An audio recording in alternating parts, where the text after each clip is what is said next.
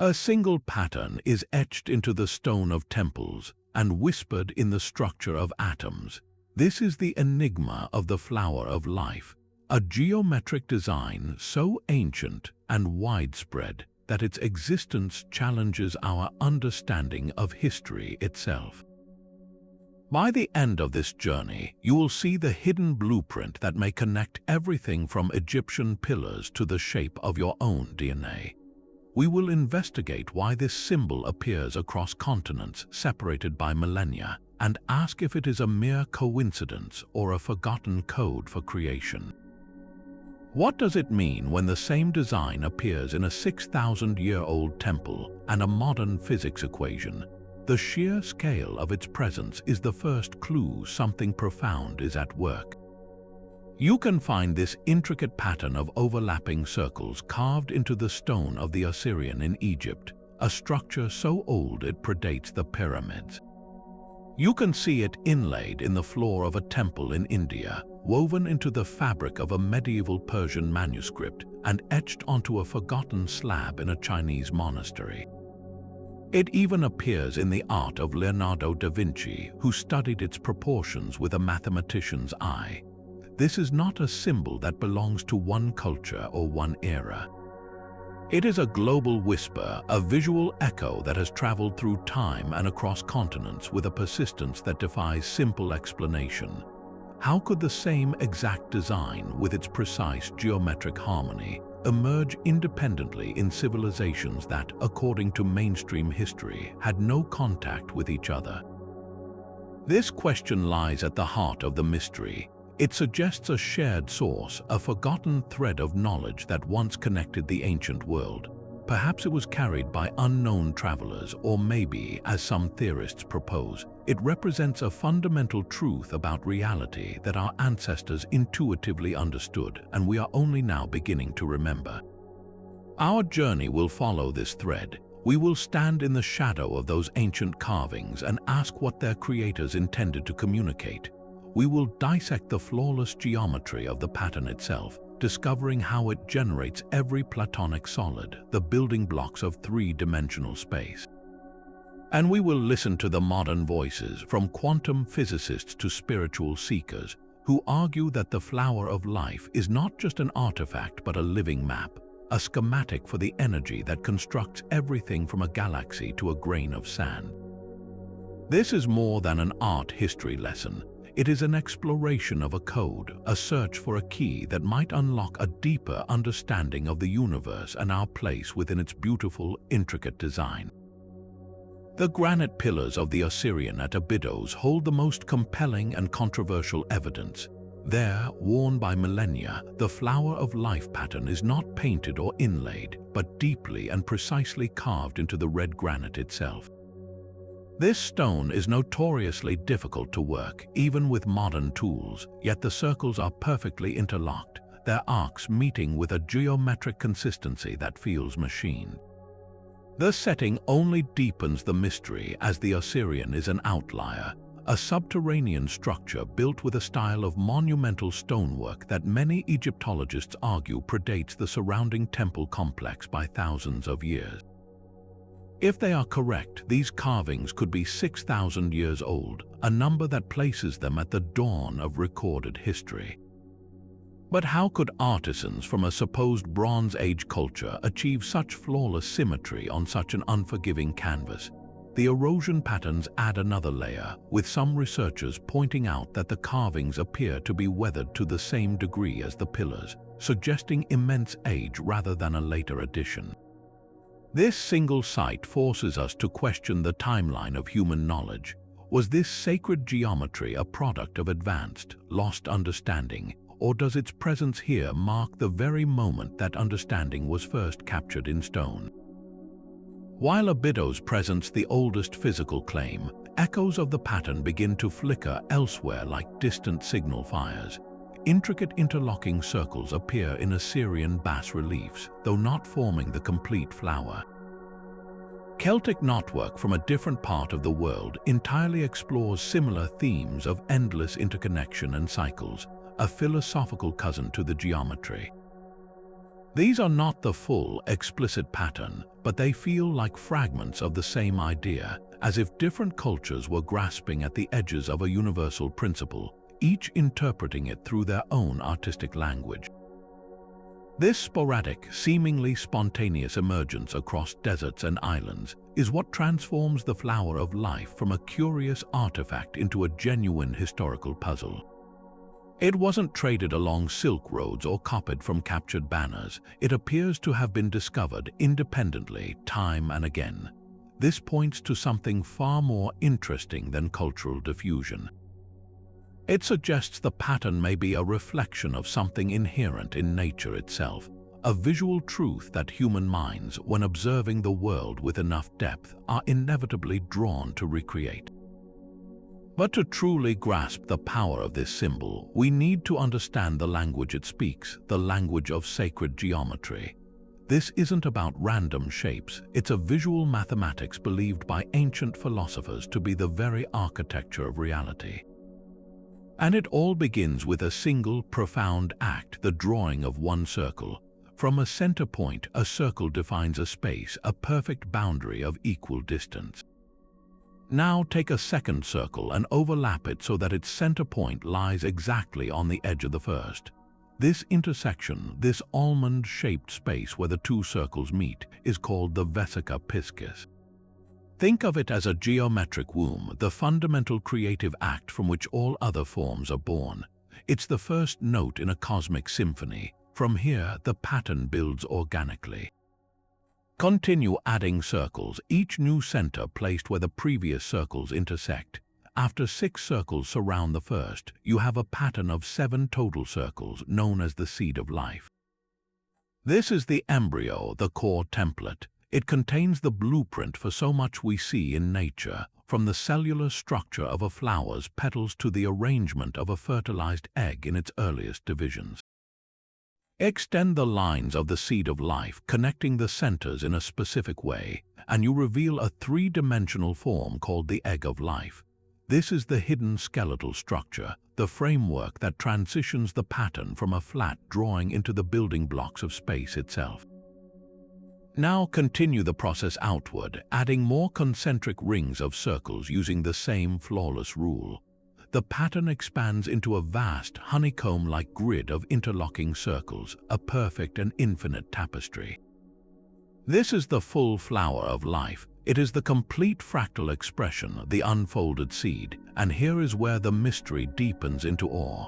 Hidden within this grid, if you connect specific points, you can derive every single one of the 5 Platonic solids, the tetrahedron, cube, octahedron, dodecahedron, and icosahedron.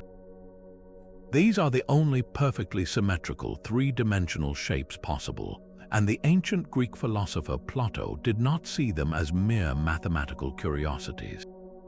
He taught that these were the literal templates, the divine blueprints, for the elements of the physical world: fire, earth, air, water, and the cosmos itself.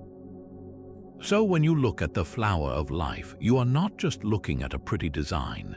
You are looking at a geometric genesis story, a step-by-step instruction manual for constructing reality, from a single point of consciousness to the infinite complexity of the universe.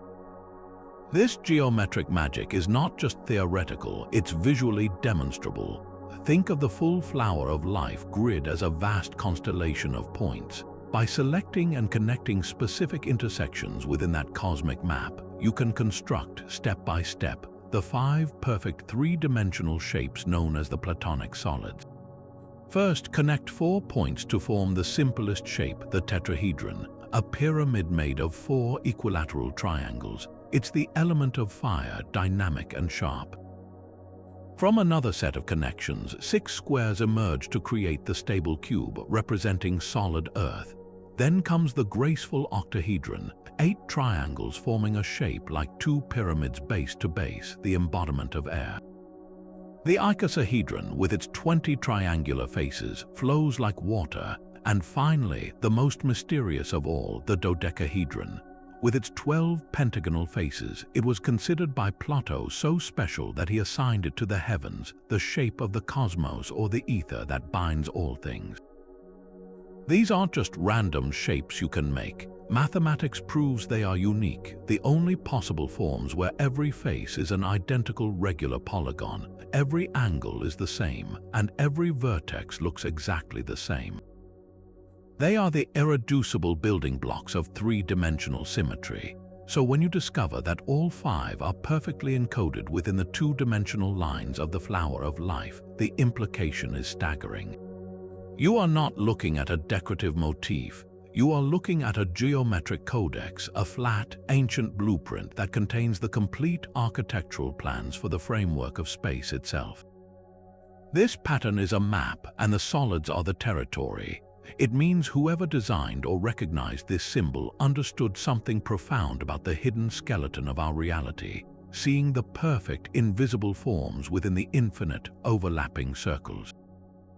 Centuries later, a mind of unparalleled genius would rediscover this blueprint in the dust of ancient texts and the perfection of the human form.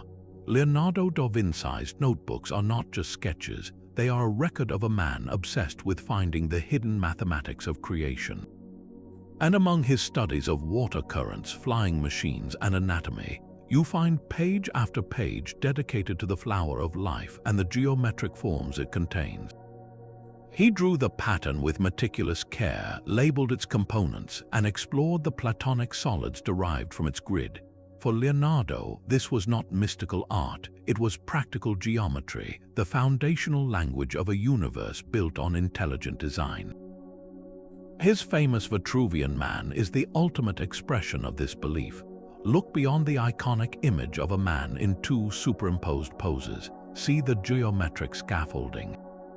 The circle centered on the navel and the square aligned with his feet are not arbitrary shapes.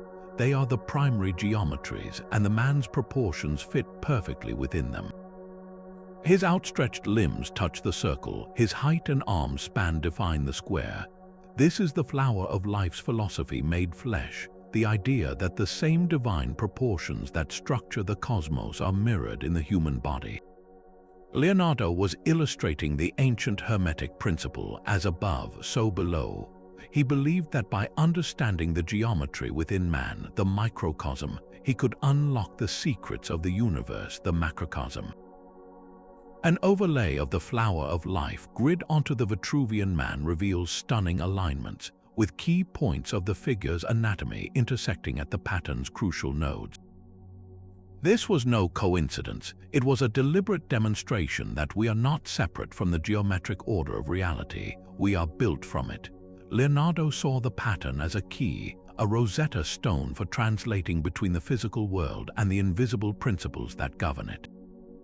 His work bridges the ancient mystery and a new, inquiring age, proving that the symbol's power to captivate and illuminate had not faded with the pyramids, but was waiting patiently for a mind ready to see its truth. This global resonance becomes undeniable when we follow the pattern eastward. In China, within the quiet halls of ancient Buddhist and Taoist temples, you find the same interlocking circles carved into stone pillars or painted onto wooden beams. Here, the flower of life is not called by that name, but its essence is deeply understood. For Taoist sages, its endless, repeating cycles perfectly illustrated the eternal flow of the Tao, the fundamental principle of the universe where everything is interconnected and in constant, harmonious transformation.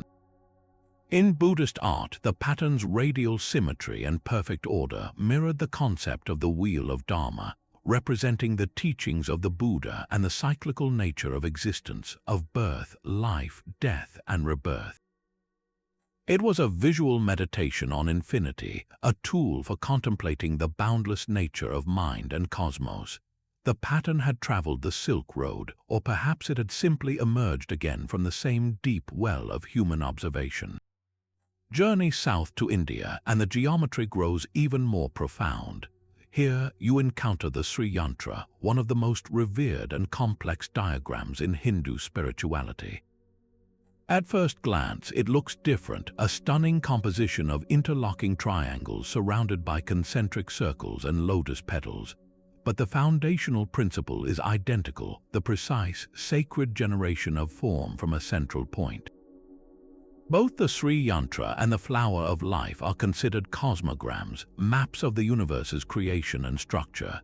The Sri Yantra is used for deep meditation, with the practitioner focusing on moving inward through its geometric gates toward the central point, or bindu, representing the singular source of all reality. The Flower of Life, with its step-by-step expansion from the seed, tells the same story in a different dialect. They are sibling symbols born from the same understanding that reality has a geometric heartbeat, and that this heartbeat can be seen, drawn, and used as a path to enlightenment. This knowledge was literally set in stone, with the proportions of countless Hindu temples derived from these sacred diagrams, ensuring the architecture itself vibrated with cosmic harmony. Across the sea in Japan, the pattern takes on a more personal, yet no less significant form. You can spot it within the elegant simplicity of family crests known as man. These are not the full, sprawling flower, but its core essence, the hexagonal symmetry and interlocking circles, distilled into a minimalist emblem. A man featuring a pattern of 6 circles around a central one, the seed of life, might adorn the kimono of a samurai clan or the facade of a merchant's home. It symbolized unity, interconnection, and the perpetual cycle of life, the very principles that bound a family lineage together through generations. This adaptation shows how the universal geometry could be woven into the fabric of daily life and identity, its meaning intuitively grasped and applied to human-scale concepts of heritage and continuity. Then we turn westward to the Islamic world, where the mystery of the pattern's spread finds one of its most breathtaking expressions. Walk into any historic mosque, from the Alhambra in Spain to the Blue Mosque in Istanbul, and look up at the walls and ceilings. You are surrounded by a universe of geometric art, an explosion of stars, polygons, and infinitely repeating patterns known as jiri. Here, the explicit flower of life is rare because Islamic tradition generally avoids depicting living forms in sacred spaces. But the underlying generative principle, the creation of infinite complexity from a simple, repeating cell of circles and lines, is the very soul of this art. The master artisans of Islam used compass and straightedge to create these tessellations, designs that could theoretically repeat forever without beginning or end. This was a direct, conscious reflection of the infinite and indivisible nature of God, or Allah. The artwork was a visual proof of divine unity and order, a mathematical hymn. The fact that the same geometric law, the same compass-drawn logic that creates the flower of life, is the foundation for this entire artistic tradition is not a coincidence. It is a different cultural answer to the same universal question, using the same geometric language, and this brings us back to the central, haunting enigma. We have a precise, non-obvious geometric design, a specific recipe of overlapping circles with flawless symmetry. We find it, or its undeniable conceptual twin, in the subterranean ruins of Egypt, the temples of India and China, the family crests of Japan, and the mathematical art of the Islamic Golden Age. These civilizations were separated by vast oceans and mountain ranges, by language and belief, and in many cases by thousands of years. According to the history books we know, they did not have the means for the widespread, detailed cultural exchange this would require. So how do we explain it? Did a forgotten cotter of ancient scholar explicers carry this knowledge on a global pilgrimage, seeding it in every culture they touched? Or does the answer lie not in maps and migrations, but in the very fabric of human perception? Is it possible that the flower of life is not an invention, but a discovery, a pattern so fundamental to the structure of energy, matter, and life itself that focused human consciousness in deep states of meditation, observation, or inspiration, simply stumbles upon it again and again? This is the fork in the road where history meets mystery, and where our search must now turn from stone and pigment to something even more fundamental: the invisible forces that shape our world. The walls of history present us with a stark and fascinating choice: On one hand, we have the diffusionist argument, the idea of ancient knowledge transfer. Could practical travelers, like the famed Phoenician sailors who crisscrossed the Mediterranean, have carried this geometric concept as a kind of intellectual cargo? Perhaps it was part of a toolkit for builders, a sacred blueprint shared among migrating megalithic cultures who raised stone circles and temples across the globe. For some, this explanation still feels insufficient to cover the vast distances and time spans involved, leading to more speculative ideas. Could a sophisticated, now vanished civilization, whether Plato's Atlantis or another forgotten precursor, have once unified the ancient world with this knowledge, leaving only its symbolic fingerprints behind after their collapse? This theory offers a neat, if unproven, solution to the global puzzle. Yet, standing in direct opposition is a profoundly different idea, one that looks inward rather than across oceans. The psychologist Carl Jung proposed that certain powerful symbols, which he called archetypes, are not learned but innate. They arise spontaneously from what he termed the collective unconscious, a deep, shared layer of the human psyche that transcends individual experience and culture. From this perspective, the flower of life isn't a meme that spread, but a dream that kept recurring. It emerged independently wherever humans contemplated the mysteries of creation, because it is a fundamental pattern embedded in the very structure of consciousness itself. This view suggests the symbol is a psychic fossil, an imprint of a universal understanding waiting to be rediscovered by anyone who looks deeply enough. Between these two poles, ancient sailors and the ancestral mind, sit modern researchers who have tried to bridge the gap. Figures like Drunvalo Melchizedek brought the symbol to widespread contemporary attention, claiming it was the core teaching of the Egyptian mystery schools of thought. In this narrative, the knowledge was not lost but deliberately hidden, preserved in symbolism for future generations to decode. It's a compelling story that resonates with the sense of a forgotten golden age. But what does the tangible evidence support? The precise, identical geometry found at Abydos is a strong data point for direct transmission or a common source. Yet the absence of clear, linear archaeological trails, no gradual evolution of the design from Egypt to China, for instance, lends weight to the archetypal theory. Perhaps the truth isn't a simple either-or. Maybe a seed of geometric understanding was carried by ancient seafarers, a basic principle of sacred proportion. This seed then fell on the fertile ground of the human unconscious, where it blossomed into the full, complex flower in different soils, shaped by local culture but rooted in a universal perception. We are left with a mystery that is, for now, beautifully unresolved. The evidence allows for both a historical journey and a psychological one, a symbol that could have traveled the world or a shape the world was always dreaming of. The search for this pattern's origins leads us into the shadowy libraries of medieval Europe, where it was guarded not by kings but by alchemists.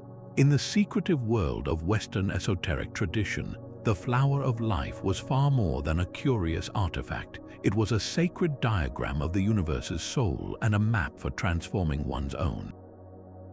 This knowledge was believed to have been passed down from a mythic sage known as Hermes Trismegistus, a fusion of the Greek god Hermes and the Egyptian god Thoth.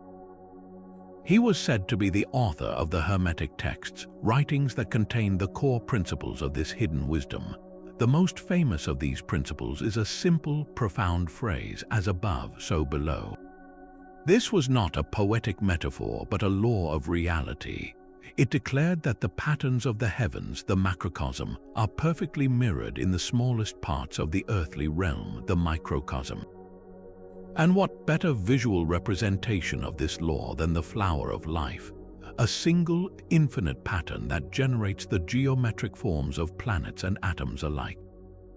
It was the ultimate emblem of cosmic unity. For the alchemist, this symbol became a central tool.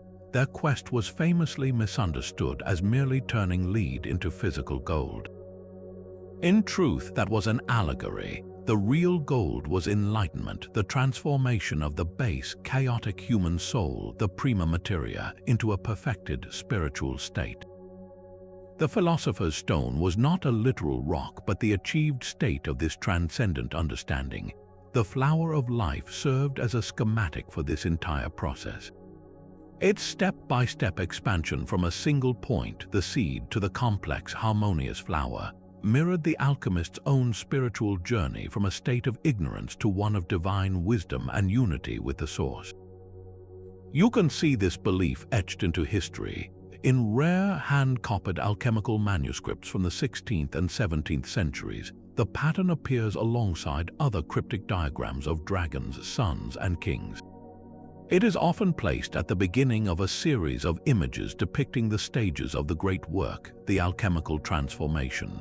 Its presence there was a silent instruction, a reminder that the entire chaotic, fiery, and mysterious process was unfolding within a framework of perfect divine geometry. The alchemist's laboratory was a mirror of their inner self, and the flower of life was the blueprint for both. It showed that the forces which structure galaxies also structure consciousness, and that by understanding one, you could learn to navigate the other. This transforms the symbol from a map of physical reality into a guide for the soul's journey home, back to its divine origin. The pattern was a ladder, with each concentric ring of circles representing a higher stage of purification and awareness, ultimately leading to the center, the still point where all creation begins and ends. Yet the pattern did not fade into obscurity with the alchemists. It merely went underground, waiting for a new age of seekers. Its modern revival began not in a dusty tomb, but in the drawing rooms of late 19th century spiritual explorers. The Theosophical Society, founded by the formidable Helena Blavatsky, became a powerful catalyst. Blavatsky and her colleagues traveled the world, compiling ancient texts and esoteric teachings from East and West, arguing for a single, primordial wisdom tradition underlying all religions. In this grand synthesis, symbols of sacred geometry, including patterns reminiscent of the flower of life, were presented as fragments of this lost knowledge. Theosophy did not popularize the specific symbol we know today, but it prepared the cultural soil. It created an audience hungry for ancient mysteries and convinced that a unifying spiritual science once existed, a science written in the language of geometry. This set the stage for a more direct and profoundly influential rediscovery. In the early 1900s, a Swiss-born polymath named Walter Russell began having what he described as revelatory experiences. As sculptor, painter, and philosopher, Russell claimed to have perceived the underlying wave-like structure of the universe, a dynamic system of opposing yet balanced forces. He published his findings in a 1927 book, The Universal One, and later in The Secret of Light. While his complex diagrams are not the flower of life per se, they are its conceptual twin, born from the same source. Russell depicted reality as a series of interlocking toroidal energy fields, a cosmic pattern of spheres within spheres, compression and expansion, mirroring the generative principle of the sacred geometry. His work provided a bridge, translating the ancient symbolic language into a proto-scientific model of a living, conscious universe. He argued that light, not matter, was the fundamental substance, and that all form emerged from its geometric interplay. Russell was largely ignored by mainstream science, but his ideas became a cornerstone for later metaphysical thinkers, creating a vital link between the old wisdom and a new, scientifically inclined mysticism. The full flood of popular awareness, however, would not arrive for another half-century. It surged into the mainstream on the vibrant, rebellious currents of the 1960s and 70s counterculture. As young people questioned materialist science and explored altered states of consciousness through meditation and, famously, psychedelic substances, they went searching for maps of inner space. The intricate, infinitely repeating patterns of sacred geometry, including the flower of life, began appearing everywhere in the swirling posters of concert halls, the detailed album art of progressive rock bands, and the communal paintings of spiritual communes. These were not scholarly reproductions, they were living experiences. People reported seeing these geometric grids and interlocking circles in visionary states, describing them as the fabric of reality itself, vibrating with color and life. The pattern became a visual signature of the era, a symbol of cosmic unity, interconnectedness, and the belief that a more beautiful, harmonious reality was possible. It was from this fertile ground that the most definitive modern book on the subject would grow. In the late 1990s, a teacher named Drunvalo Melchizedek published The Ancient Secret of the Flower of Life. This two-volume work was a phenomenon. Melchizedek wove together archaeology, personal narrative, channeled information, and detailed geometry into a sweeping saga. He presented the flower of life not just as a symbol, but as a literal school of knowledge taught in the mystery schools of ancient Egypt, containing the secrets of creation, consciousness, and our spiritual evolution. He described a specific meditation practice involving the symbol's energy fields, called the Merkaba, as a vehicle for ascension. Whether one views his work as revelation or speculation, its impact is undeniable. Melchizedek's book placed the flower of life squarely at the center of the New Age movement, giving it a name, a story, and a practice for millions. It transformed the pattern from an archaeological curiosity and a countercultural icon into a personal spiritual tool, a blueprint for inner transformation that resonated with a global audience seeking meaning beyond the material world. This journey from Blavatsky's parlors to Russell's visions, from psychedelic posters to meditation manuals, reveals something crucial. The flower of life was never truly lost. It was a dormant seed, and the 20th century, with its unique blend of spiritual hunger and expanded consciousness, provided the perfect conditions for it to burst into bloom once more, not carved in stone this time, but etched into the modern imagination. But what if this ancient geometry is not just a map for the mind or the soul, but a literal snapshot of a physical force? This question leads us from the realm of mysticism into a laboratory, to a field of science that makes the invisible audible and the audible visible. It is called cymatics, the study of wave phenomena and vibration made visible. Imagine taking a thin metal plate, spreading a fine layer of sand across its surface, and then connecting it to an oscillator that can produce pure, precise sound frequencies. When you play a tone through the plate, something magical happens. The inert sand suddenly leaps to life, organizing itself into intricate, symmetrical patterns. At one frequency, you might see a perfect circle with a dot in the center. At another, a star emerges, and at certain harmonic frequencies, the sand arranges itself into stunningly familiar grids of interlocking circles and hexagons, patterns that bear an uncanny resemblance to the seed of life and the geometric heart of the flower. This is not magic, it is physics. The sound wave creates a standing wave on the plate, areas of maximum vibration called antinodes and areas of no vibration called nodes. The sand is literally bounced away from the vibrating areas and gathers along the stationary nodal lines, tracing the hidden geometry of the sound itself. The pioneer of this field was a Swiss doctor and natural scientist named Hans Jenny. Throughout the 1960s, he conducted meticulous experiments, not just with sand, but with liquids, powders, and pastes. He documented how different frequencies generated different, repeatable forms, from the simple to the breathtakingly complex. His work provided tangible evidence that vibration, the unseen foundation of all sound and energy, has an innate geometry. It creates structure out of chaos. Modern researchers like acoustic scientist John Stuart Reid have expanded on this, using advanced equipment to visualize the cymatic patterns of ancient Egyptian vowel sounds or the resonant frequencies of sacred spaces like the Great Pyramid. The implications are profound. If specific sounds can generate geometric patterns in physical matter, then what pattern might the fundamental frequency of the universe itself create? This is not a new idea, but a very old one reborn. The ancient Greek philosopher Pythagoras taught that the planets in their orbits produced a celestial harmony, a music of the spheres. He believed this cosmic symphony governed the mathematical relationships in music and in nature.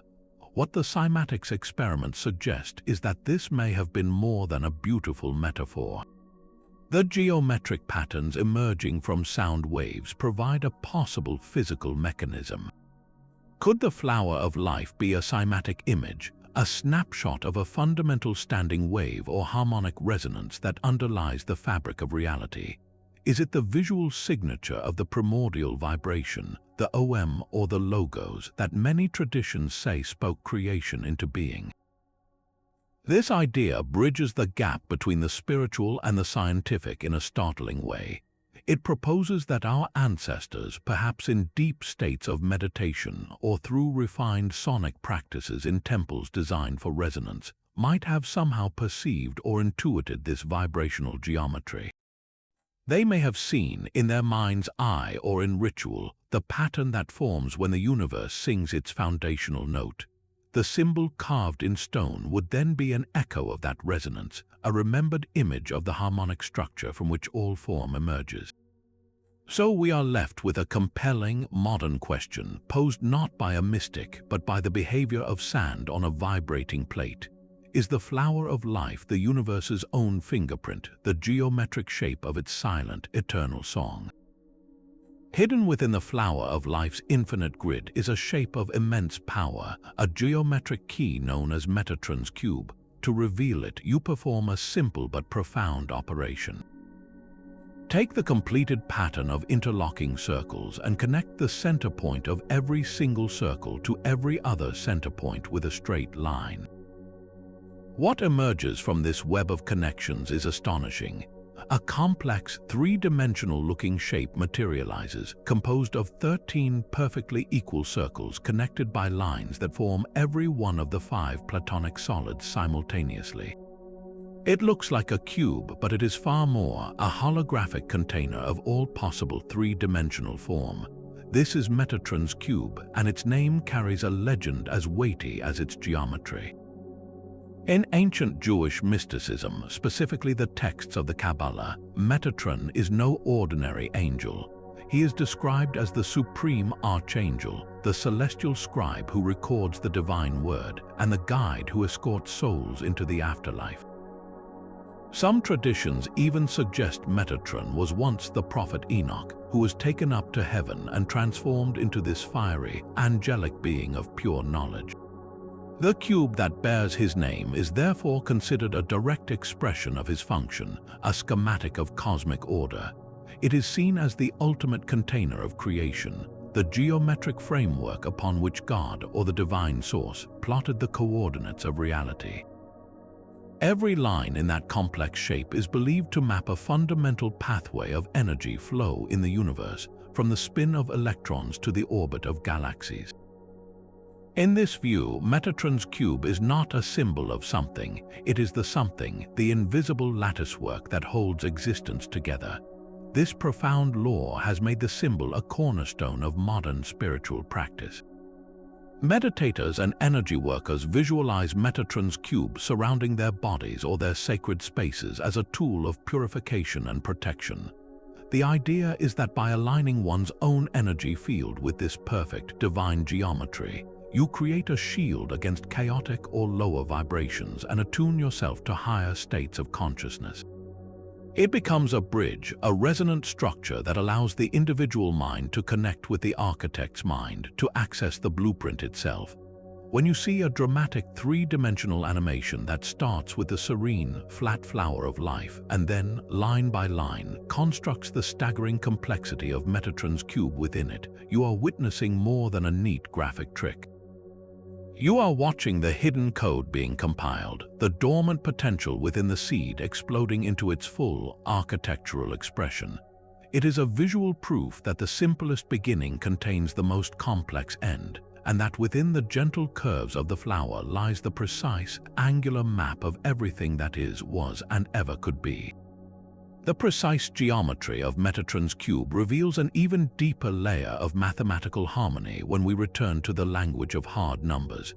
If you overlay the Fibonacci spiral, a curve intimately tied to the golden ratio, onto the flower of life grid, something breathtaking happens.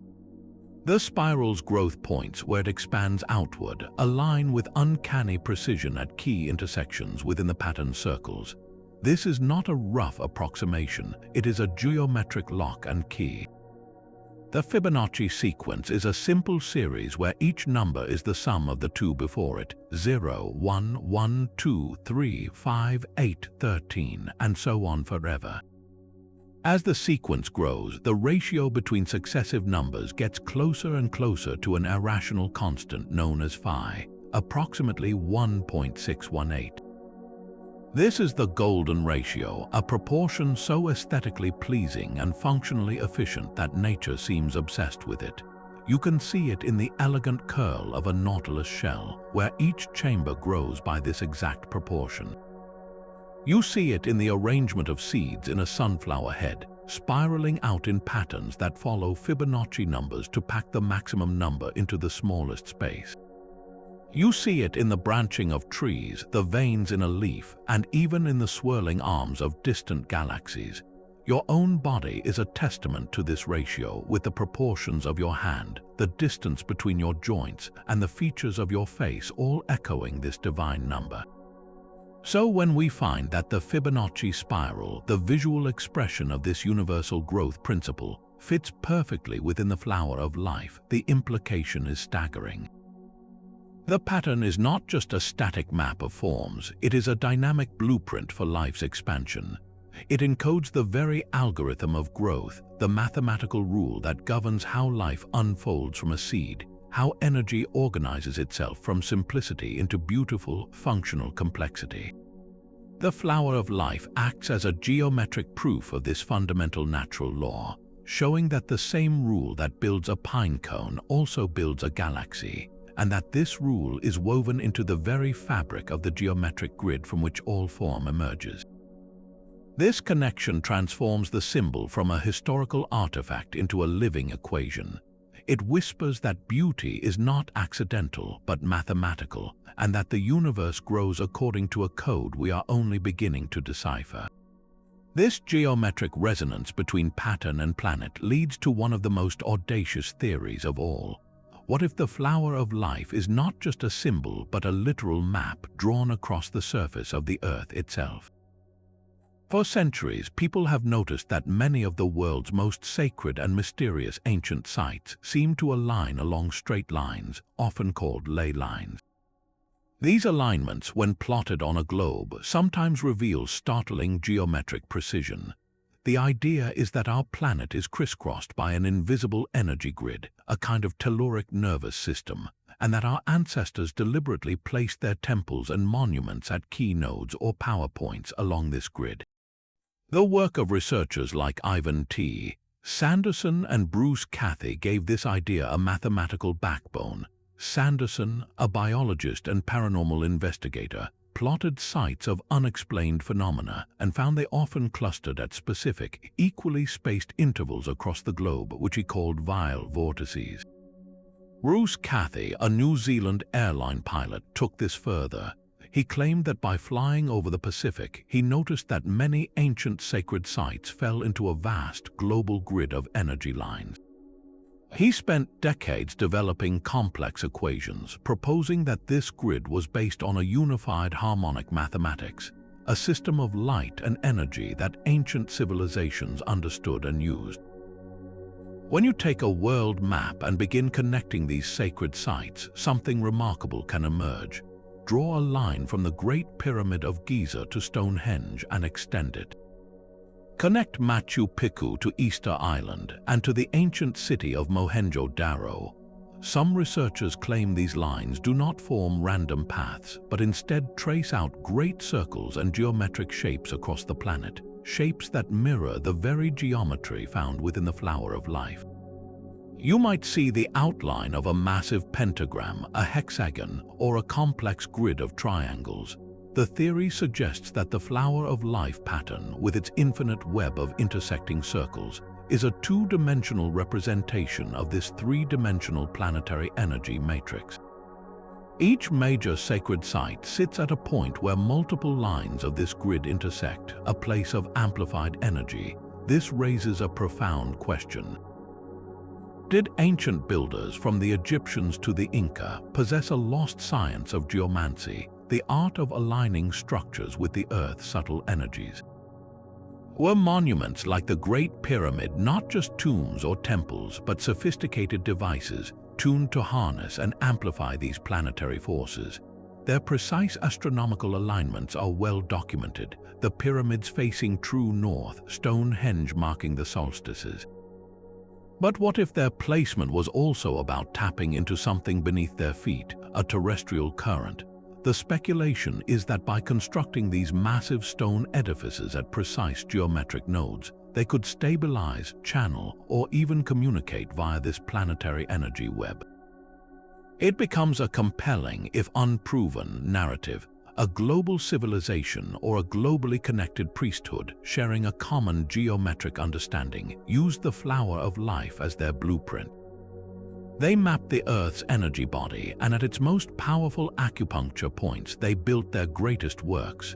Whether you view this as fringe history or a forgotten truth, it completes a powerful circle. The same pattern that generates the forms of atoms and pine cones may also chart the hidden power points of our living planet, suggesting that the builders of old saw no separation between the geometry of the heavens, the earth, and the human spirit. The stones themselves seem to remember the geometry. Look at the floor plan of the Temple of Solomon as described in ancient Hebrew texts. While no physical ruins remain, the meticulous instructions for its construction reveal a profound use of sacred proportion. The temple was built as a series of nested sacred spaces, with the Holy of Holies, a perfect cube, at its heart. This cubic form is one of the primary shapes encoded within Metatron's cube, which itself is derived from the flower of life grid. The entire layout, from the outer courts to the inner sanctuary, can be seen as a physical unfolding of geometric principles, a three-dimensional manifestation of the blueprint meant to house the divine presence. The proportions were not arbitrary, they were a harmonic equation designed to create a resonant chamber for spiritual practice. This concept of architecture as frozen geometry finds its most precise expression in the Great Pyramid of Giza. The arrangement of its chambers, the king's chamber, the queen's chamber, and the subterranean pit, along with the precise angles of its ascending and descending passages, have long baffled researchers. When the pyramid's cross-section is analyzed, some theorists propose that the distances between these key points correspond to specific harmonic intervals found within the flower of life structure. The pyramid may not be a tomb in the conventional sense, but a machine built according to a cosmic schematic, its geometry designed to interact with the Earth's energies and perhaps even with consciousness itself. Its perfect alignment to true north and its incorporation of pi and the golden ratio in its construction suggest the builders were working from a master plan that unified mathematics, astronomy, and sacred design. This architectural language did not fade with the ancient world. It was translated into new forms. Walk into the nave of a great Gothic cathedral like Chartres and look up at the massive rose window glowing high above. Its intricate tracery of stone and glass is not random. The central six-petaled form, surrounded by concentric circles of imagery, is a direct representation of the seed of life, the embryonic core of the greater pattern. For the medieval masons, these windows were more than stunning art. They were cosmological diagrams. The light streaming through the colored glass, transformed by the sacred geometry, was meant to illuminate the minds of the faithful with divine truth, literally structuring the light of heaven according to the blueprint of creation. The cathedral's entire floor plan, often based on the cross, can be superimposed with geometric grids derived from the same principles, governing every arch, vault, and column to create a space that resonates with symbolic and possibly acoustic harmony. Journey east and the same rules apply, but with a different cultural vocabulary. The layout of the Forbidden City in Beijing is a masterpiece of geomantic planning, or feng shui. Its rigid symmetry, its series of gates and courtyards leading to the innermost sanctum of power, mirrors the hierarchical and geometric unfolding found in the flower of life's expansion from a central point. The design was intended to align the emperor's palace with cosmic order, ensuring stability and harmony for the entire empire. Similarly, the ancient temple cities of India, like Madurai, were designed as giant mandalas, geometric maps of the universe. The temple complex at the heart, with its towering gopurams, forms the central point, and the city radiates outward in concentric streets, mirroring the circles of the sacred diagram. These were not just cities, they were three-dimensional yantras built to align human life with cosmic structure. The common thread across all these examples, from Jerusalem to France to China, is the move from decoration to template. The geometry wasn't merely carved onto a wall as a symbol, it was the invisible skeleton upon which the entire structure was built. It governed proportion for aesthetic harmony, yes, but also for functional purpose, potentially influencing acoustics for chant, channeling light for ritual, and creating spaces that psychologically and energetically elevated those within them. The buildings stand as silent testimony to a forgotten science where to build was to pray, and to design was to replicate the very architecture of reality. The blueprint whispers in the very first moments of life. Observe a fertilized egg, the single cell from which a complex being will form. In its initial divisions, a process called cleavage, it does not simply split randomly. It divides into 2 cells, then 4, then 8, each new cell pushing against the others in a perfect, compact arrangement. If you trace the outlines of these dividing cells under a microscope, you see it, the precise geometry of interlocking circles, the seed of life pattern emerging from biology itself. This is nature's first architectural sketch, using the most efficient, strongest geometric packing to protect and nurture new life. Zoom out from the cellular to the botanical, and the pattern blooms in full color. Cut open a sunflower and gaze upon its face. The seeds are not scattered, they are arranged in 2 opposing sets of spirals, one curving clockwise, the other counterclockwise. The number of spirals are almost always consecutive Fibonacci numbers, like 34 and 55. This creates a staggering, radiating pattern of interlocking curves, a living manifestation of the golden ratio spiral that fits so perfectly within the flower of life grid. It is the most efficient way to pack the maximum number of seeds into the available space, a mathematical marvel grown from soil and sunlight. Look at the compound eye of a dragonfly, a mosaic of thousands of hexagonal lenses, another perfect tiling derived from the pressure of adjacent circles. Examine the scales of a pine cone spiraling in the same Fibonacci perfection.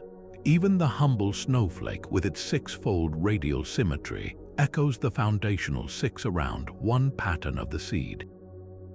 Nature is not copying a symbol, it is obeying a law of efficient energy distribution and structural integrity that sacred geometry describes. Human ingenuity, when seeking efficiency, stumbles upon the same ancient rule. The honeycomb is the classic example. Bees do not study geometry, yet they build their wax chambers in a perfect hexagonal grid. Why? Because of circles.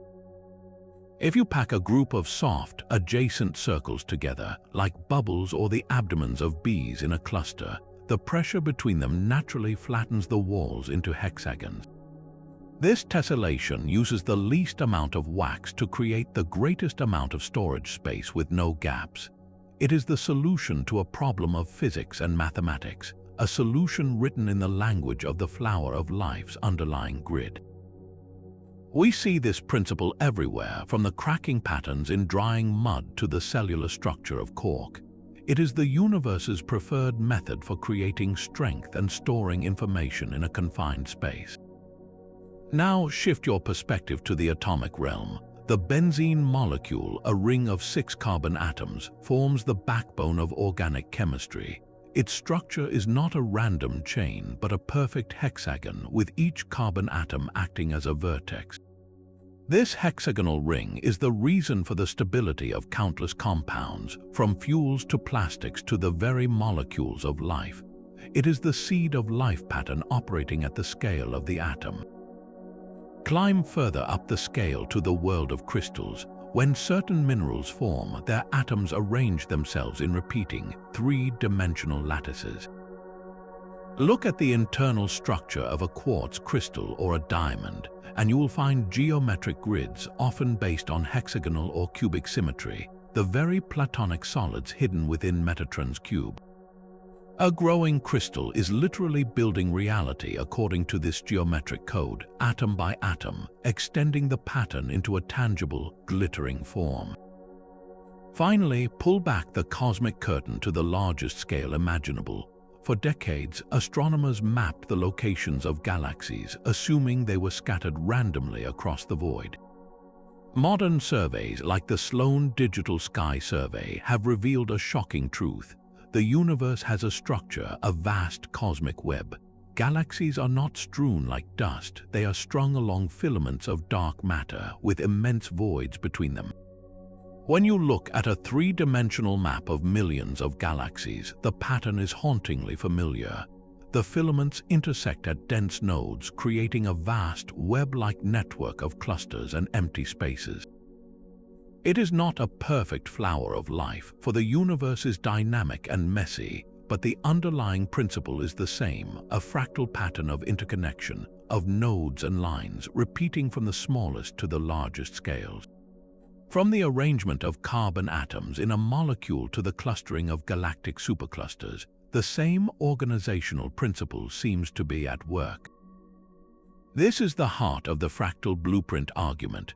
The flower of life is not a picture of any one thing. It is a picture of the process by which all things form, a snapshot of the generative rule that builds reality from the quantum foam to the cosmic web.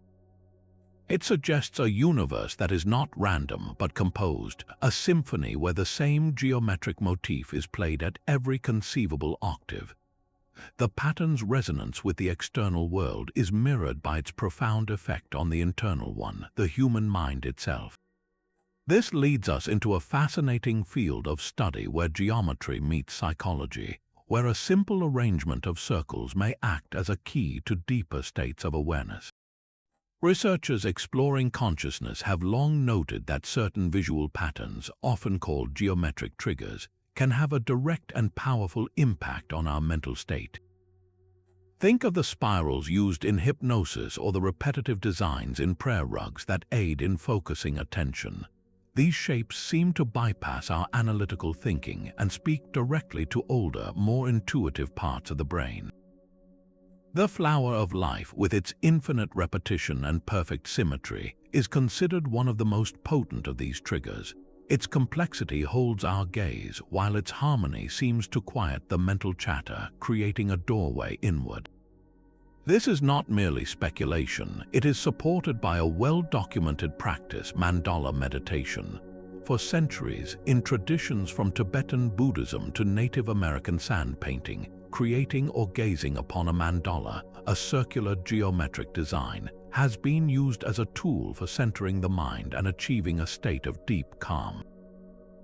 Modern psychological studies have confirmed this effect, showing that mandala coloring or contemplation can significantly reduce anxiety and stress, acting as a form of active meditation that organizes chaotic thoughts. The flower of life functions as a universal mandala, its interlocking circles providing a focal point that the restless mind can latch onto, allowing it to settle into a more peaceful, unified state. Beyond relaxation, some consciousness pioneers use the pattern for more profound exploration. In guided vision quests or group meditation sessions, facilitators will often project the flower of life or have participants visualize it surrounding them. The intention is to use the symbol's inherent harmony as a tuning fork for the mind. The theory suggests that by collectively focusing on this pattern of perfect geometric order, the brain waves of the participants can begin to synchronize not only with each other but with the pattern's proposed fundamental frequency. This practice, sometimes called geometric entrainment, aims to create a shared field of heightened coherence and intuitive connection. Those who engage in these deep contemplative practices with the symbol often report remarkable subjective experiences. Anecdotes describe entering vivid, dream-like states where the pattern seems to animate, unfolding and rotating in 3 dimensions.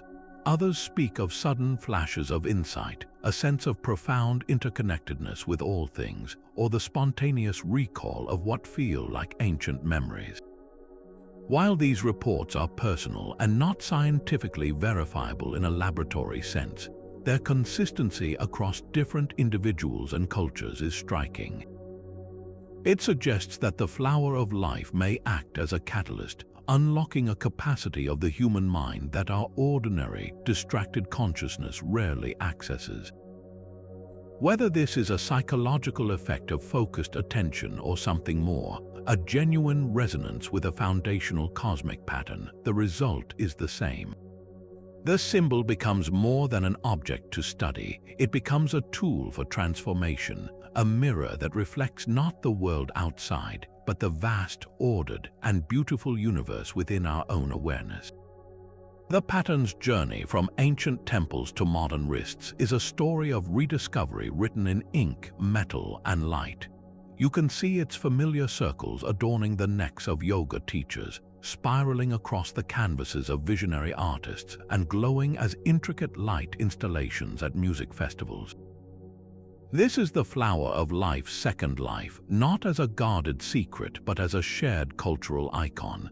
It has become a visual shorthand for a set of deeply felt modern ideals, a symbol of unity in an age of division, of interconnection in a digital yet disconnected world, and of a spiritual search that steps outside traditional institutions.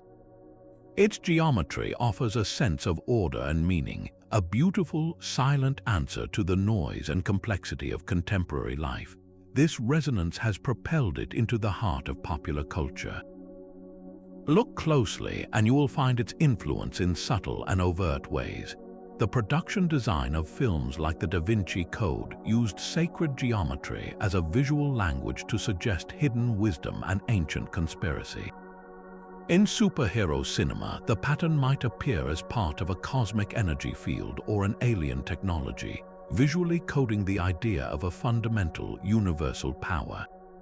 Video games, especially those with mystical or science fiction themes, weave the geometry into user interfaces, magical spell effects, and the very architecture of their digital worlds, creating an aesthetic that feels both ancient and futuristic.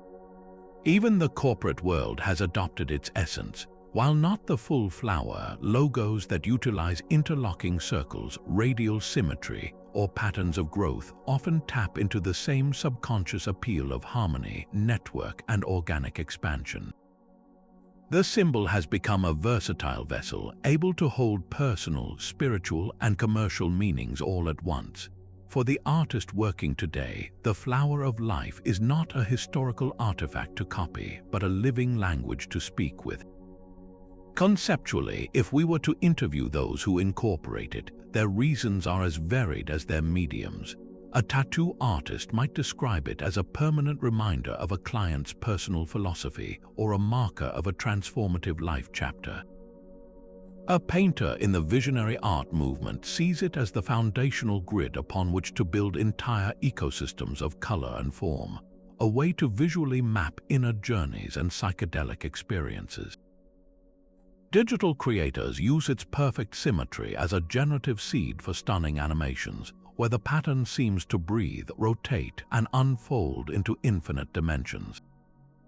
For jewelers, crafting the symbol in silver or gold is an act of making the sacred wearable, a talisman that carries personal intention. Each creator projects their own narrative onto its timeless framework, yet a common thread emerges, a desire to create work that points toward wholeness, balance, and a reality more magical than the mundane. Nowhere is this communal celebration of the symbol more vibrant than within the global festival and burner culture. At events like Burning Man or its countless regional offshoots, the flower of life is more than decoration. It is a central icon of the ethos. It is painted on massive art cars that crawl across the desert, projected in laser light onto towering sculptures, and woven into the fabric of temporary temples built for collective reflection. In these intentional communities, the pattern represents the core principles of radical inclusion, communal effort, and the interconnectedness of all participants. It visually embodies the idea that individual expression, like a single circle, gains its true meaning and strength through connection with others. Wearing the symbol here is a badge of belonging to a global tribe of seekers, a non-verbal signal of shared values. This cultural adoption has completed the symbol's remarkable arc. Once guarded in mystery schools and carved in hidden chambers, it now flourishes in the open air, on skin, on canvas, and in shared digital spaces. Its proliferation is a testament to a widespread, perhaps urgent, human yearning. In a fragmented world, we are drawn to patterns that suggest a hidden unity. In an age of isolation, we gravitate toward symbols of profound connection. The flower of life, in all its geometric perfection, offers a silent, hopeful promise that beneath the chaos of our times, an ancient, beautiful, and unifying order still holds. Amidst the awe and speculation, a necessary voice of caution must be heard. For every enthusiast who sees a lost global language in the flower of life, there is an archaeologist who sees something far more ordinary, a classic case of pareidolia. This is the human tendency to perceive meaningful patterns, especially faces or familiar shapes, in random or ambiguous data. It is why we see animals in clouds or the man in the moon. To the trained eye of a field researcher, the global spread of the pattern is not evidence of a forgotten civilization, but a testament to this very human cognitive bias, combined with the limited geometric options available to ancient artists. When you have a compass, the most natural things to draw are circles, and overlapping them creates pleasing, symmetrical designs. It is a geometric inevitability, not a cosmic secret. Skeptical historians point directly to the most famous evidence, the carvings at Abydos. They argue that the Assyrians' dating is highly contested and that the so-called flower of life might not be a deliberate carving at all. Some propose it is a later addition from the Ptolemaic or even Roman period, thousands of years younger than claimed. Others suggest it could be the result of natural erosion or even the ghostly imprint of a tool bag that was pressed against the soft stone and then removed, leaving a pattern of overlapping circular indentations that we now interpret with our modern symbolic lens. This isn't to say the pattern isn't there, but that its origin and intent are far from proven. The leap from a weathered mark on a pillar to a blueprint of creation requires a narrative that the physical evidence alone may not support. The conversation grows more pointed when addressing the commercial ecosystem that has blossomed around the symbol. Walk into any metaphysical shop or browse online, and you will find the flower of life on everything from expensive crystal pendants and energy-charged water bottles to yoga mats and meditation cushions. The marketing often makes explicit spiritual and health claims, promising everything from enhanced intuition and protection from electromagnetic fields to restructured water for better hydration. While finding personal meaning in a symbol is one thing, critics argue that attaching specific, testable physical benefits to a geometric design veers into pseudoscience. It commodifies a mystery, turning a profound historical question into a product line. This commercial aspect can sometimes muddy the waters, making sincere historical inquiry harder to distinguish from profitable spirituality. This leads to a significant concern within academic circles, the rise of what is termed fringe archaeology or pseudo-archaeology. This approach often starts with a predetermined, sensational conclusion, like a global ancient super-civilization, and then selectively interprets or reinterprets evidence to fit that narrative, while dismissing mainstream scholarship as closed-minded. The danger, as historians see it, is twofold. First, it can overshadow and disrespect the genuine, intricate achievements of actual ancient cultures. Attributing the pyramids or temple alignments to a hypothetical lost race can subtly rob the Egyptians, the Maya, or the Inca of their own ingenuity and cultural complexity. Second, it can erode public trust in the careful, methodical work of archaeology, a field that builds understanding slowly through peer review, contextual analysis, and often inconclusive data. The allure of a single, elegant answer, a secret key to history, is powerful, but reality is almost always messier, more diverse, and more fascinating. This critical perspective does not seek to ruin the mystery, but to ground it. It invites us to appreciate the flower of life for what we can confidently say it is, a remarkably persistent and beautiful geometric motif that has captivated the human imagination across time and culture. Its power may not lie in being a literal technical schematic from Atlantis, but in its enduring ability to inspire awe, to model mathematical beauty, and to serve as a mirror for our deepest questions about order and connection in the universe. The true enigma, then, might not be in the stones but in us. Why does this particular arrangement of circles speak so universally to the human spirit?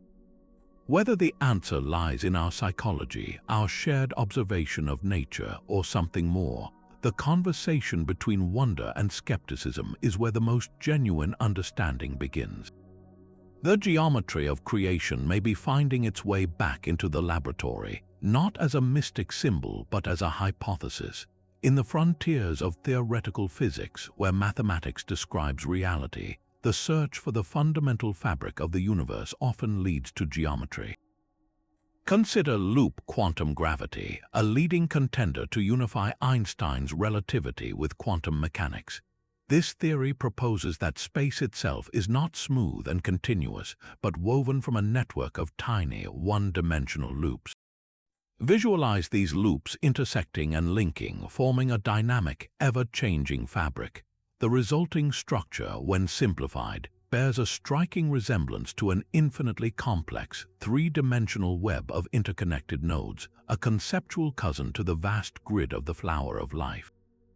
It suggests that at the Planck scale, the smallest possible measure, reality might be built from a geometric tapestry of relationships, not solid points.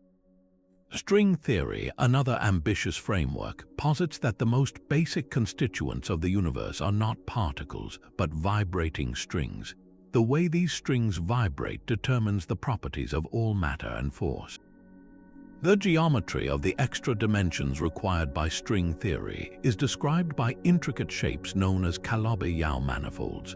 While not the flower of life itself, these manifolds are complex geometric forms that dictate universal constants, echoing the ancient idea that specific, perfect shapes underpin physical law.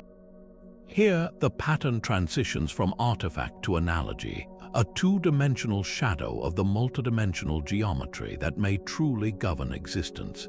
It becomes a bridge for the imagination, allowing us to picture a universe where the separation between objects is an illusion, and everything is connected through a vibratory geometric lattice.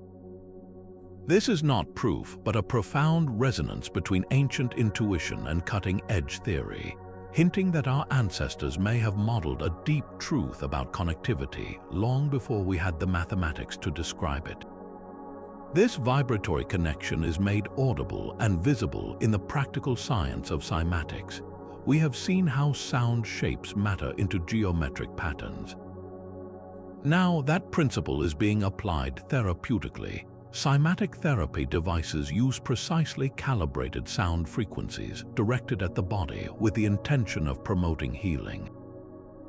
The theory is that illness or pain represents a state of dissonance where the body's natural frequencies are out of tune. By introducing the correct, harmonious frequency, often visualized as a perfect geometric pattern like those found in the flower of life, practitioners aim to entrain the body's cells back into a state of healthy resonance. It is a modern application of an ancient concept, using sound as a geometric tool to restore order. Similarly, the field of sound healing has embraced these patterns. Practitioners may use tuning forks tuned to specific frequencies that generate seed of life or flower of life cymatic images, placing them on or around the body. The goal is not merely relaxation but structural recalibration, the idea that our physical form, built from vibrating atoms, can be positively influenced by the geometric signatures of harmonious sound. While rigorous clinical studies are still evolving, countless anecdotal reports speak of reduced pain, eased anxiety, and a profound sense of balance. This work takes the symbol out of the realm of pure thought and into the realm of sensory experience, suggesting the pattern is not just something to see, but something to feel, a vibrational medicine that aligns with our very biology. Perhaps the most accessible and controversial modern experiment involves water. The work of researchers like Masaru Emoto, though debated by the scientific mainstream, captured the public imagination with photographs of water crystals. He claimed that water exposed to positive words, music, or even written intentions like love and gratitude formed beautiful, symmetrical hexagonal crystals, while water exposed to negativity formed fragmented, chaotic shapes. Inspired by this, many have experimented with exposing water to the flower of life pattern. The method is simple: place a container of water on a mat or inside a vessel engraved with the design, sometimes for hours, sometimes while playing specific frequencies. The claim is that the water's molecular structure becomes more ordered, more structured, taking on the harmonious information of the geometry. Proponents suggest this structured water has altered properties such as improved taste, enhanced hydration at the cellular level, or even benefits for plants and animals. Skeptics rightly demand controlled, repeatable studies, pointing out the difficulty of objectively measuring such changes. Yet, the experiment persists in homes and alternative health circles worldwide. It represents a direct, hands-on attempt to engage with the symbol's purported power. Whether the change is in the water itself or in the mindful intention of the person drinking it, the practice underscores a deep human desire to infuse the most essential element of life with a pattern that represents perfect harmony. It is a daily ritual that blends ancient symbolism with a modern quest for wellness. These technological and therapeutic explorations from the cosmos to a glass of water reveal a crucial shift. The flower of life is no longer solely an archaeological puzzle to be solved. It has become a living idea, a template for experimentation in the 21st century. Physicists use its conceptual form to visualize spacetime's quantum weave. Sound healers use its vibrational signature to seek balance. Individuals use its shape in attempts to imprint harmony onto matter itself. This ongoing engagement, speculative as some of it may be, proves the symbol's enduring vitality. It is not a relic locked in stone, but a seed of thought that continues to sprout new inquiries, pushing us to ask not only where this pattern came from, but what we can do with it now. The line between ancient mystery and modern innovation begins to blur, suggesting that the true application of this geometry may still be unfolding, waiting in the spaces between our questions. The symbol's power is not locked in ancient stone. It can be a living part of your own daily practice. Engaging with the flower of life personally is less about solving its mystery and more about experiencing its resonance. One of the simplest and most profound methods is through meditation. You can begin by simply gazing at a printed image of the pattern. Place it before you at eye level, soften your focus, and allow your eyes to rest on the central circles. Do not analyze, just observe. The infinite repetition and perfect symmetry have a natural calming effect, gently quieting the chatter of the mind and drawing your awareness into a single point of focus. This act of visual anchoring can be a powerful tool for stress relief and mental clarity, a quiet moment of geometric harmony in a chaotic day. For a deeper internal journey, close your eyes and try to visualize the pattern in your mind's eye. Start with a single point of light, then see a circle form around it. From there, slowly build the seed of life, one circle at a time, feeling the pattern expand within your awareness. This is not a test of artistic skill, but an exercise in focused intention. Many find that this internal construction creates a profound sense of centeredness, as if they are aligning their own energy field with the foundational blueprint. Then there is the practice of drawing the pattern yourself, a meditative art form often called constructing the fruit of life. This refers to drawing the complete grid of circles with a compass and straightedge, following the ancient rule-based method. The process is methodical and rhythmic. You place the compass point, draw the arc, find the next intersection, and draw again. With each circle, you are not just making a drawing, you are physically enacting the principle of creation from unity. The tactile experience of the compass gliding, the sound of the pencil on paper, the gradual emergence of this vast, interconnected web from your own hand, it fosters a unique state of flow and mindfulness. The benefits reported from these practices are as varied as the individuals who try them. Many speak of a tangible increase in focus and mental stillness, as if the geometric order outside imposes a gentle order within. Others describe a shift in emotional balance, a feeling of being grounded and connected to something larger than themselves, a quieting of personal anxieties within the context of the infinite pattern. Some interpret this as a connection to a universal energy or consciousness, a sense of plugging into the gridwork of reality itself. Beyond solo meditation, the pattern is often used as a foundation for setting intentions, a practice known as gridding. Here, you might place a clear quartz point on the central circle of a printed flower of life cloth or mat, symbolizing clarity and amplification. You could surround it with rose quartz for love, citrine for abundance, or amethyst for spiritual insight, positioning each stone on key intersections or within the petals of the seed.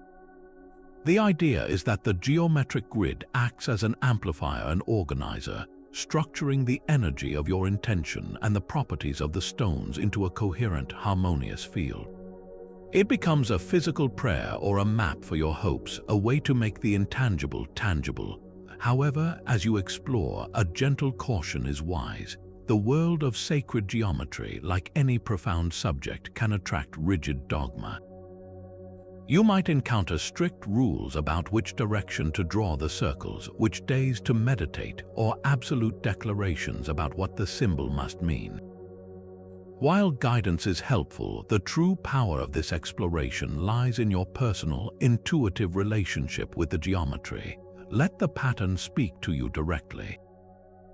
What do you feel when you gaze at it? What memories or insights arise when you draw it? Your experience is the most important data point.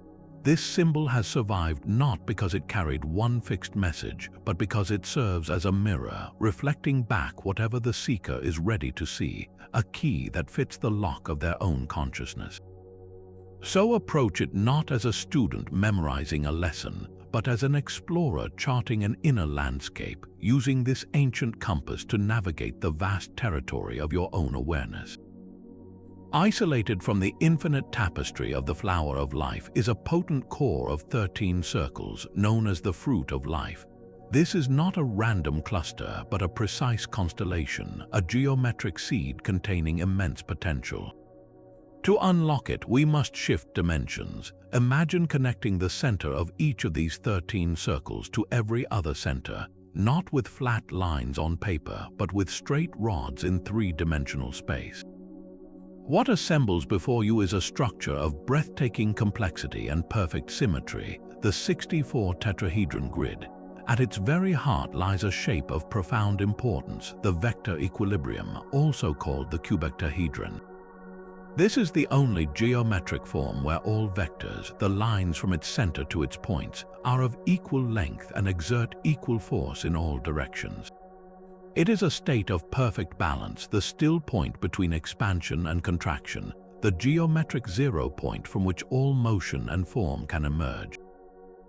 Some refer to this entire three-dimensional lattice as the Genesis pattern, the first structure to crystallize from the unified field. This is where the ancient symbol makes a staggering leap into a radical modern theory of everything. Physicist Nassim Haramein proposes that this 64 tetrahedron grid is not a metaphor but a literal model. In his holofractographic theory, this geometric matrix is the fundamental structure of the vacuum of space-time itself, existing at the unimaginably tiny Planck scale. He suggests that every infinitesimal point in the universe is not empty, but contains this entire fractal geometry, a microcosm of the whole. In this view, the vacuum is not a void, but a super-dense, infinitely connected energy network, and the tetrahedron, with its 4 triangular faces, is the stable building block of this cosmic lattice. This geometry solves, in Haramein's framework, the problem of singularities in black holes and the source of dark energy, proposing that the gravitational force we observe is essentially the result of this fractal structure of spacetime. It is a vision of a universe where every atom, every star, and every conscious being is a holographic projection from this geometric vacuum flux, all inextricably linked through the same resonant pattern. This interpretation is, without question, highly controversial within mainstream physics, challenging established paradigms with its elegant geometry-first approach.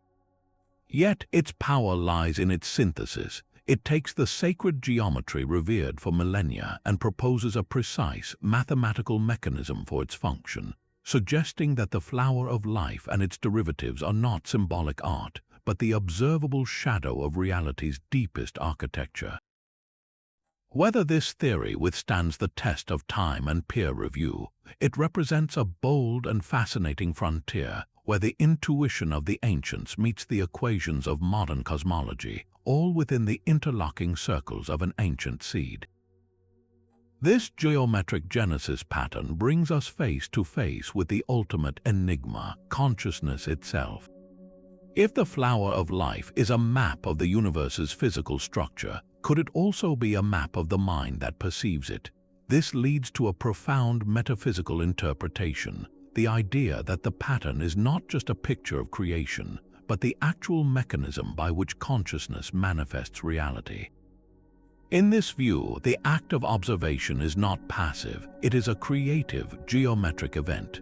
The pattern represents the fundamental lattice upon which thought crystallizes into form, where intention interacts with the quantum field through a language of sacred shape and proportion. It suggests that we are not separate observers of a finished universe, but co-creators, and the geometry is our shared toolkit. This concept finds one of its most dramatic expressions in the ancient mystical concept of the Merkaba. Often depicted as 2 interlocking tetrahedrons forming a star shape, the Merkaba is described in esoteric texts as a vehicle of light, a personal energy field that can transport consciousness between dimensions. And where is this Merkaba derived from? It is found step by step within the flower of life's grid. The practice of Merkaba meditation involves visualizing and activating this geometric field around the body, with the belief that it purifies one's energy and allows for experiences of expanded awareness, even transcendent travel. Here, the pattern is not an external map, but an internal technology, a user manual for the soul's own vehicle. It bridges the individual and the cosmic, proposing that the same geometry that structures galaxies also structures the subtle body of a human being, and that by understanding one, we can learn to navigate the other.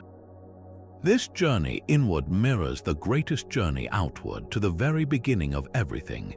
Some philosophers of sacred geometry propose that the flower of life represents the moment before the Big Bang, not a chaotic explosion but a precise geometric unfolding. Imagine the singularity, the point of infinite potential, not as a void but as a perfect geometric seed. The first act of creation would be a vibration, a pulse that radiates outward as the first circle. From there, the pattern generates itself, circle upon circle, dimension upon dimension, in a flawless fractal process. The pattern we see carved in stone is a frozen snapshot of that first instant, the primordial geometry from which all forces, all particles, and all dimensions sequentially emerge. It is the blueprint of the inflation of the universe itself. When we pull all these threads together, from the quantum spin networks of physics to the light body of mysticism, a startlingly unified picture begins to shimmer into view. The pattern points toward what might be called a unified field, but not just of physical forces. It suggests a unified field of consciousness. In this model, consciousness is not a byproduct of the brain, but the fundamental ground of being, the canvas upon which the geometry is drawn.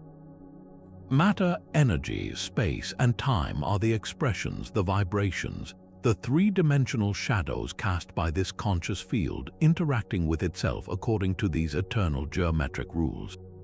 The flower of life, then, becomes the Rosetta Stone for this interaction. It is the interface where the infinite, formless potential of consciousness meets the finite, beautiful forms of the created world. It answers the ancient Hermetic principle not just as above, so below, but as within, so without. The pattern outside mirrors the process inside.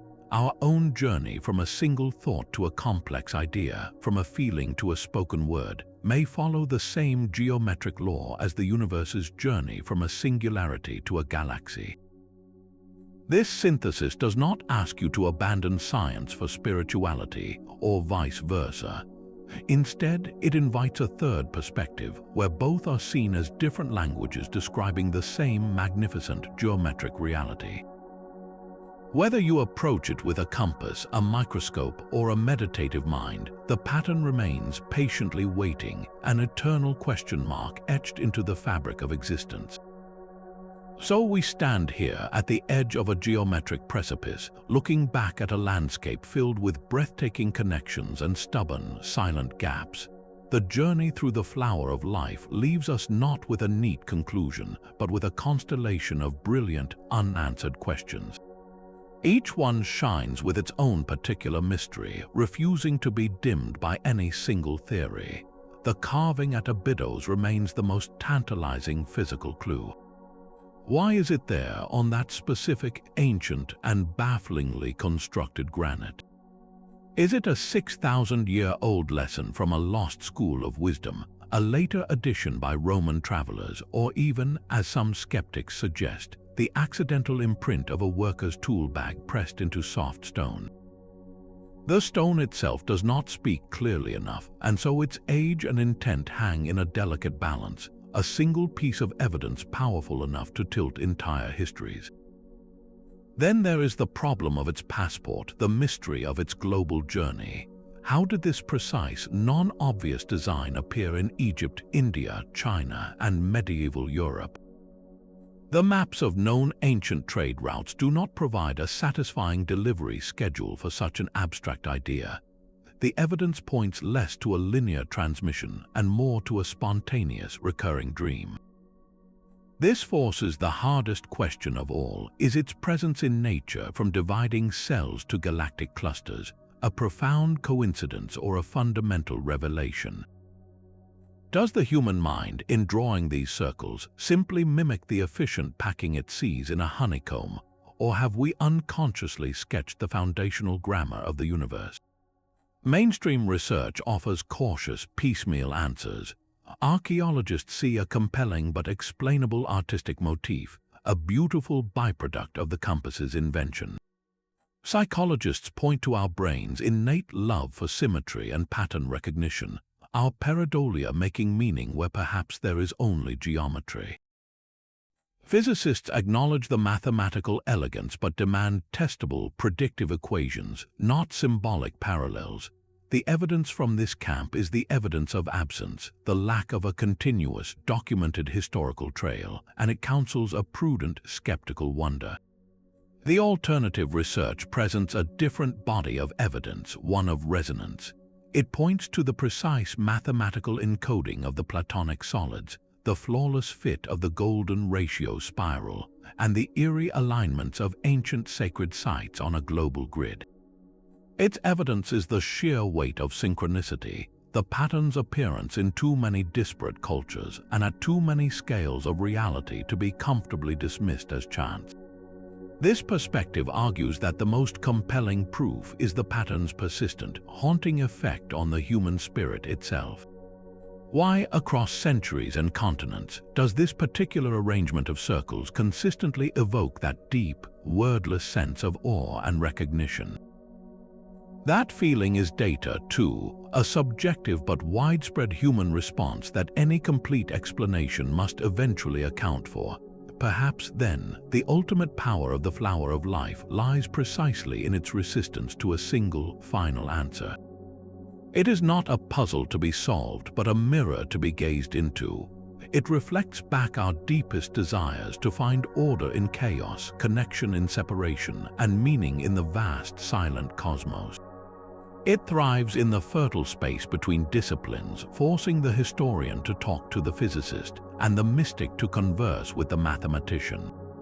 Its true gift may be the questions it inspires, those beautiful, bridging questions that weave together our scientific curiosity, our historical longing, and our spiritual intuition into a single, endless inquiry. The pattern remains patient and infinite, inviting us not to stop wondering, but to wonder more deeply, to see the universe not as a dead machine, but as a living geometry, and ourselves, remarkably, as a conscious part of its everlasting design. Granite carvings in Egypt, cymatic patterns in a lab, and the ink on a modern tattoo all trace back to the same interlocking circles. This journey has spanned from the shadowed pillars of the Osirian to the speculative edges of quantum gravity, from the meticulous pages of Leonardo da Vinci to the vibrant tapestries of global festival culture. We have stood before the stubborn mystery of its global spread, a puzzle that resists both the simple answer of ancient travelers and the tidy explanation of mere coincidence. We have dissected its flawless geometry, watching it generate the very building blocks of reality, and listened to its silent song in the growth of sunflowers and the structure of crystals. The central enigma remains, not diminished but magnified by every connection we find. Its persistent, mysterious presence across millennia and continents is the undeniable fact. Whether you interpret the flower of life as a historical artifact of a lost civilization, a psychological archetype rising from the collective unconscious, or a literal cosmic blueprint echoing in the fabric of space-time, its power is undiminished. It functions as a mirror, reflecting back the lens through which we choose to see the universe. For the historian, it is a tantalizing clue to cultural exchange. For the mystic, it is a map to the divine. For the scientist, it is a provocative model of a geometric reality. This very multiplicity is its greatest strength. It stands as a powerful testament to something fundamental in the human spirit, our eternal, unquenchable search for meaning, pattern, and connection in a vast and often bewildering cosmos. It tells us that we are pattern-seeking creatures and that the most beautiful patterns often point to the deepest truths, so the invitation now passes to you. Look closer at the world around you, in the spiral of a seashell, the symmetry of a snowflake, or the layout of an ancient city. What other patterns are waiting to be decoded? What silent geometries whisper in the ordinary and the extraordinary? The search for connection is never over. Share your thoughts and discoveries in the comments below, and don't forget to subscribe for more journeys into the unknown.